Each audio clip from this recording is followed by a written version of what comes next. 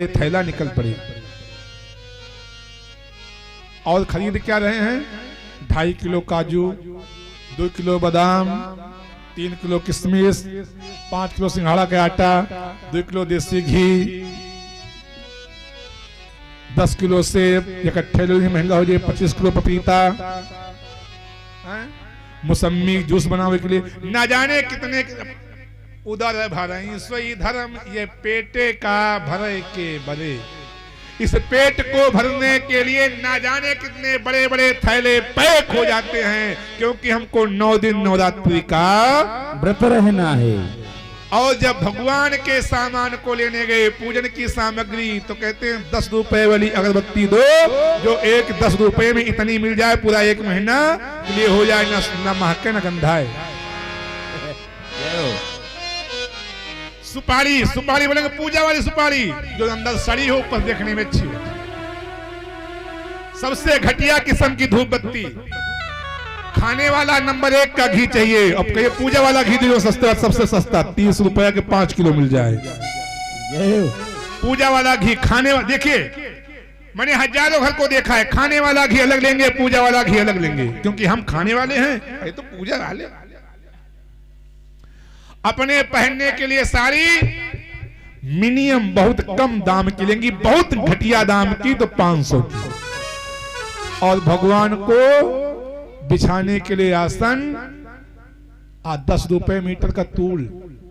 सुपारी रखो तो नीचे गिर जाए, ऐसे कपड़ा खरीदेंगे जिस कपड़े में रखो सुपारी तो गिर जाए नीचे। इसी को कहते हैं भक्ति और ज्ञान वैराग। भक्ति चरम सीमा पर है, लेकिन उसका ज्ञान नहीं है, वैराग नहीं है। ज्ञान माने होता है भक्ति की विधा, वैराग माने होता है, वैराग माने नहीं होता कि बड़े बड़े हमने बाल रखा लिए, दाढ़ी रखा लिए, लाल पीले कपड़े पहने तो हम वैरागी हो गए। वैराग का मतलब होता है, वै माने होता है विशेष, और राग माने होता है भाव। जिसका भाव विशेष भगवान के प्रति बन जाए वो है वैरागी। आपके भाव ही बढ़िया नहीं है, व्रत करने से क्या फायदा आपको है? भगवान को भोग लगाओगे 1 चुटकी मिश्री की, और अपना भोग लगाओगे काजू बादाम और सिंघाड़ा के आटा के हलवा, कुट्टू के आटा की पूरी, देसी घी की बिछनी हुई, और कहते हो नवरात्रि का व्रत किए हैं। अच्छा सुनो, यहां तक ठीक। अगरबत्ती एक लगाएंगे, 2 लगा, बहुत ज्यादा हो 2 लगा देंगे। और धूप बत्ती अगर पैकेट ले लिया, मान लिया उसकी लंबाई, अधिकतम लंबाई हमने जो देखा है आज तक, बहुत बड़ी धूप बत्ती हुई तो 6 इंच की, इससे बड़ी किसी ने देखा हो अलग बात, हमने नहीं देखा आज तक। और 6 इंची की धूप बत्ती में 6 दिन लगाएंगे। 6 इंच की एक धूप बत्ती को निकाल के उसको तोड़ करके इतना तोड़ेंगे, उसको फिर रगड़ के पातर बिल्कुल पतली बन सुलगा देंगे। एक सुना, 6 इंच की धूप बत्ती 6 दिन जगेगी, और 600 रुपए का बादाम एक टाइम में सीताराम। यही तो है भक्ति, ज्ञान, वैराग, और क्या है? और सुनो, वो 10 पैसे की धूप बत्ती, और आरती में घी कितना होगा? केवल एक आरती जो फूल बत्ती होती है ना, रुई वाली, रुई की फूल बत्ती घी में डुबोएंगे चुप धीरे से,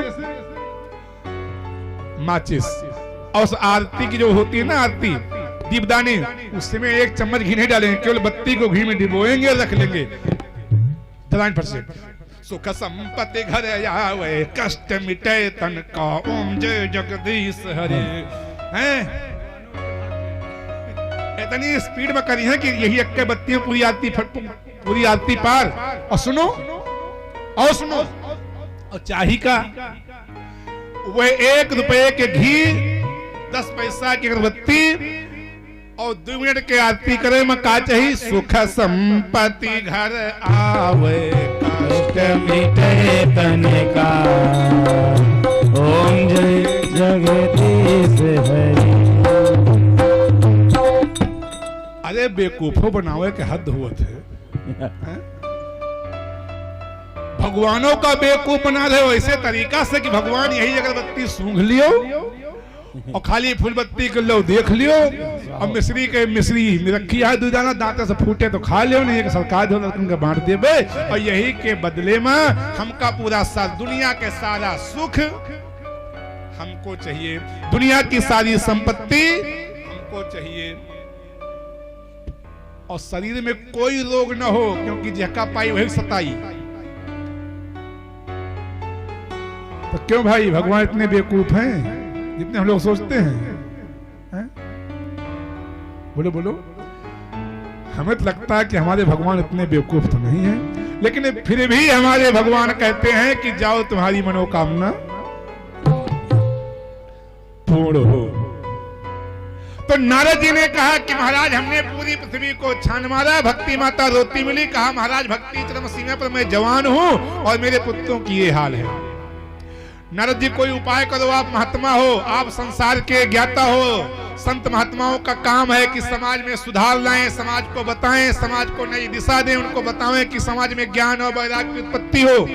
तो नारद जी ने अपने कमंडल से जल निकाला, छींटा लगाया, गीता पढ़ा, रामायण पढ़ा, वेद पढ़ा, पुराण पढ़ा, सबका पाठ किया, सबका छींटा लगाया, लेकिन वो दोनों पुत्र उठ करके खड़े, कोई असर नहीं हुआ ज्ञान वैराग्य के ऊपर। नारद जी ने कहा मेरे बस की बात नहीं, मैं जा रहा हूं। कहां? बोले नैमिषारण्य, वहां पर हो रही भागवत कथा, हम वहां जाकर के प्रस्ताव रखेंगे, देखेंगे। नारद जी वहां से चले और चल करके सीधे पहुंचे नैमिषारण्य, और जैसे ही वहां पर पहुंचे ऋषियों को प्रणाम किया, और प्रणाम करके नारद जी ने सारी बात को बताया। ऋषियों ने कहा कि देवर्षि, अगर तुम भक्ति माता के दोनों पुत्र ज्ञान और वैराग्य को जीवित और जागृत अवस्था में जीना पाना चाहते हो तो एक उपाय है। क्या उपाय? बड़ा सुंदर है।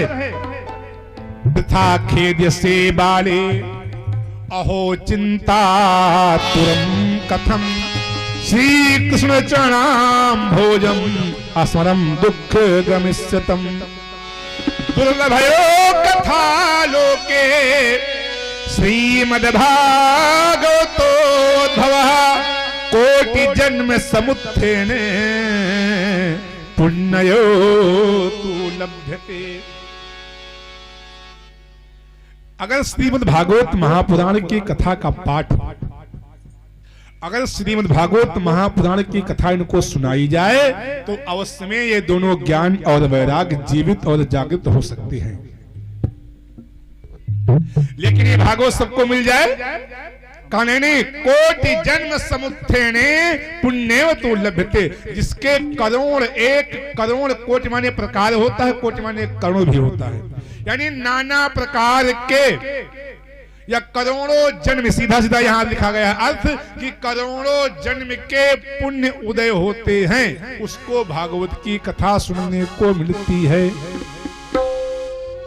तो आप सब इस श्लोक के माध्यम से बिल्कुल इस बात को आज सिद्ध कर लीजिए कि भगवान की बहुत बड़ी कृपा आप सब पर आज हुई है। साक्षात डायरेक्ट भगवान की कृपा पे बरस रही, जो भगवान कथा में आप सब बैठे हुए हैं।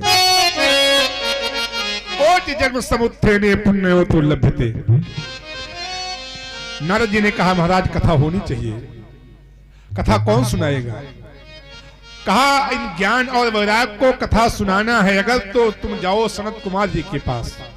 कहा मिलेंगे? अरे कहा वही बद्री नारायण में, जो ब्रह्मा जी के मानस पुत्र हैं, वही कथा सुनाएंगे। देखो संत कितना परेशान होता है समाज को सुधारने के लिए। नारद जी फिर वृंदावन से गए बद्री नारायण, और बद्री नारायण में जाकर के सनत कुमार जी से निवेदन किया कि महाराज आप चल करके भागवत कथा सुना दें। भक्ति माता के दोनों पुत्र लगता है कि जीवित ही नहीं रहेंगे, उनको जीवंत करने के लिए भागवत की आवश्यकता है। सनत कुमार जी ने कहा कि हम नहीं जाएंगे, हम कथा सुनाने ही नहीं जाएंगे। नारद जी ने कहा क्यों? अरे संत का कार्य है परोपकार करना, भैया आप नहीं जाएंगे तो संसार के लोगों में ज्ञान वैराग्य की उत्पत्ति कैसे होगी? कहा मेरा कुछ शर्त है, इसलिए मैं वृंदावन नहीं जाऊंगा। आप अलग चाहे जहां कहें मैं चलूंगा, कथा सुनाऊंगा, लेकिन मैं वृंदावन नहीं जाऊंगा। अब बहुत ध्यान सुनिएगा। नारद जी वहीं पर खड़े खड़े विचार कर रहे हैं कि सनत कुमार जी वृंदावन जाएंगे नहीं, और भक्ति माता के दोनों पुत्र जब उठ नहीं पा रहे हैं तो चलने के योग्य नहीं है, वही अगर उनको यहां तक लाया जाए तो संभव नहीं है। तो क्या किया जाए? भाई रोगी घर में पड़ा हो और वैद्य अपने वैद्य खाना में हो, अस्पताल में हो, वैद्य रोगी के पास आने को तैयार नहीं है, रोगी वैद्य के पास जा नहीं सकता, तो इलाज संभव है? लेकिन अगर नारद जैसे संत हो जाएं तो जरूर संभव है। इसलिए हमने कहा कि संतन के संग लाग रे तेरी अच्छी।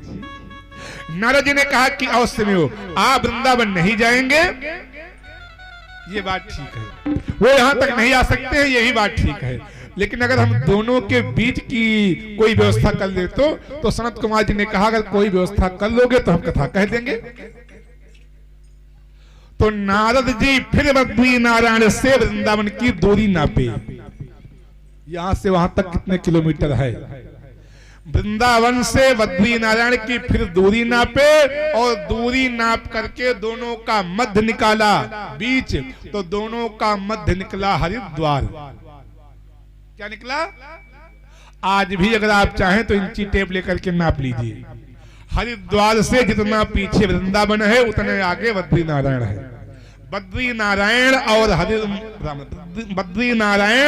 और वृंदावन के बीच का स्थान है हरिद्वार, इसलिए इसका नाम है हरि और हर दोनों द्वार है। बद्री नारायण और यहाँ बांके बिहारी लाल दोनों का ये द्वार है, इसलिए इसका नाम है हरि द्वार। हरिद्वार में निश्चित किया गया कि कथा यहाँ होगी।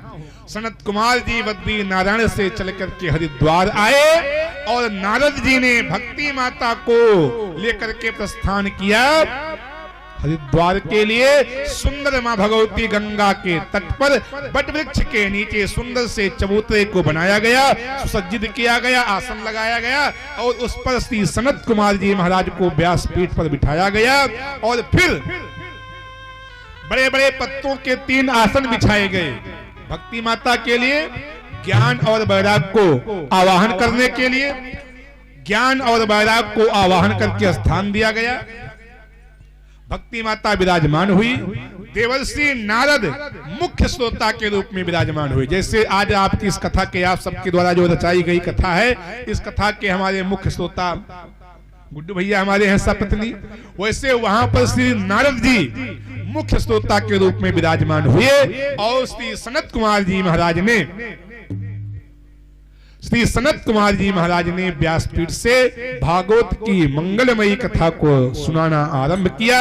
भगवान श्री सूत जी कहते हैं कि ज्यों ज्यों जैसे जैसे सनत कुमार जी की कथा आगे को बढ़ती गई, ठीक उसी प्रकार से पोषणम स्वयं रूपेण वैकुंठे तुम करो सिचा अंगे कृतम त्वया तदयो प्रसन्नो भूददस्त। जैसे जैसे भगवान की कथा आगे को बढ़ती गई, ठीक उसी प्रकार से भगवान की कथा से धीरे धीरे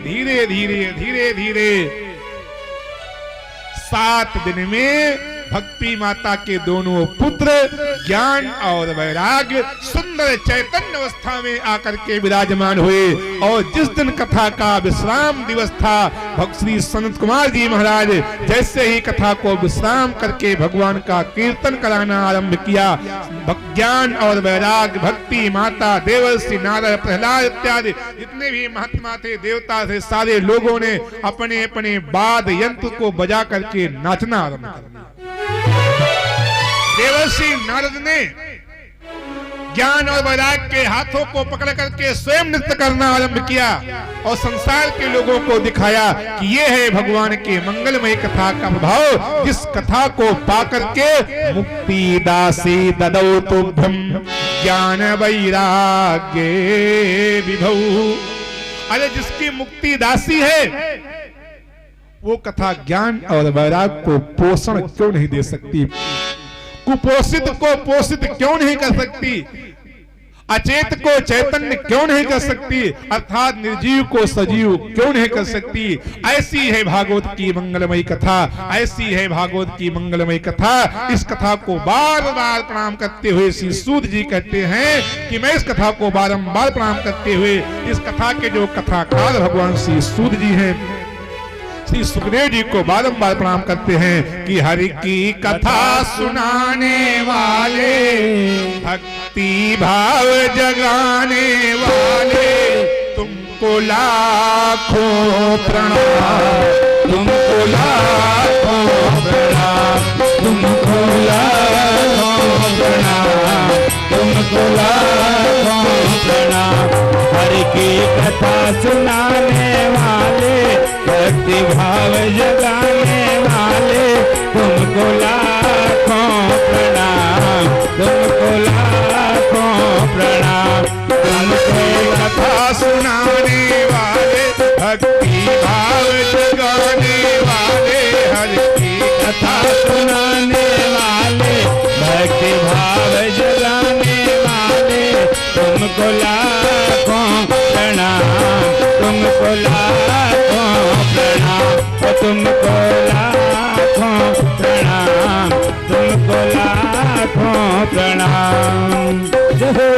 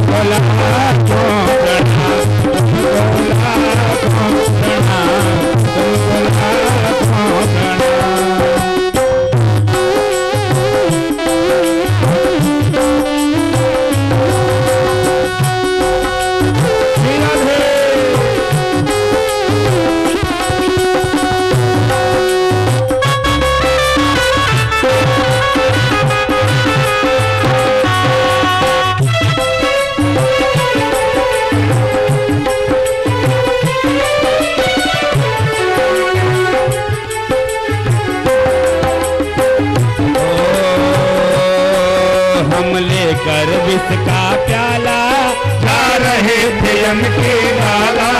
हम लेकर विष का प्याला, जा रहे थे यम के लाला। प्रभु की सुधा पिलाने वाले, अमृत सुधा पिलाने वाले, अमृत सुधा पिलाने वाले, तुमको लाभ बताने वाले, तुमको लाखों प्रणाम, तुमको लाखों प्रणाम, तुमको लाखों प्रणाम, तुमको लाखों प्रणाम, तुमको लाखों प्रणाम, तुमको लाखों प्रणाम।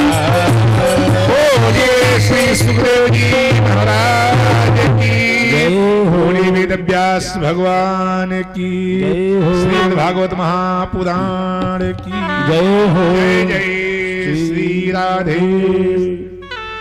आज की कथा यही विश्राम होगी। कल की कथा में आप सब लोग सुनेंगे गोकर्णोपाख्यान, और फिर आगे निरंतर अबाध गति से कथा बढ़ती हुई चली जाएगी। निवेदन मेरा यह है व्यासपीठ से कि आप सब समय का ध्यान दें।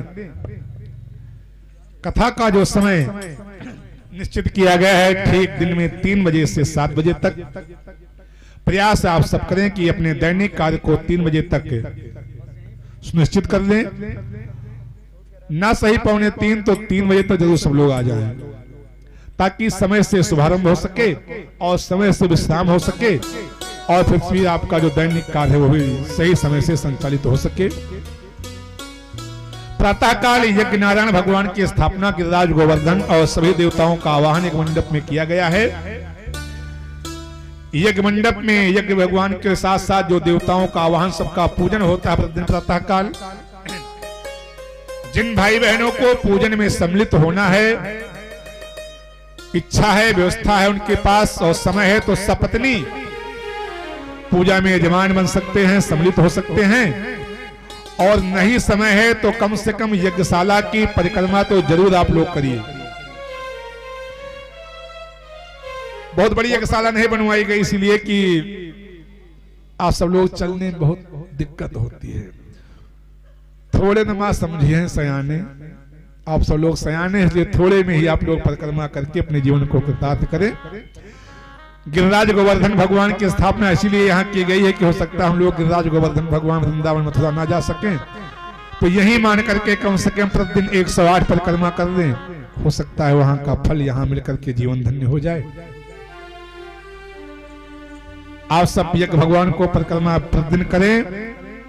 करने के लिए, गिनती करने के लिए हम कैसे गिनेंगे कि हमने कितनी परिक्रमा किया, उसके लिए आप सब लोग जानते हैं तो अच्छी बात है। नहीं तो एक कोई कटोरी में मूंगफली का दाना है, किशमिश है, काजू है, बादाम है, लौंग है, इलायची है, जो इलायची दाना, मीठा, जो भी चाहें आप, छोटा सामान हो।